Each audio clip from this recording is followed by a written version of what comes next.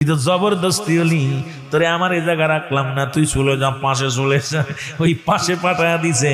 360 জন আউলিয়া যারা আছে তাদের খেলা বড়, বোঝা বড়, জ্বালারে মুসলমান।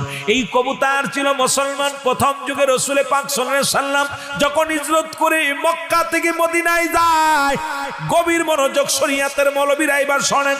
যখন মক্কা থেকে মদিনায় যখন গেল, যা পরে যখন রাসূলের পিছে পিছে শত্রুরা হানা দিলেন, দয়াল নবী রাসূল পাক সাল্লাল্লাহু আলাইহি সাল্লাম একটা গুহার মধ্যে আশ্রয় নিলেন। এমন সময় রব্বে কারিমের নির্দেশে কবুতর যাইয়া বাসা বানাইয়া ডিম পারিয়া তা দিতে লাগলেন। আর মাকড়সা জাল বানাইয়া, এই জাল বানাইয়া মুসলমান পুরো গুহার মুখটা বন্দী করে রাখলেন।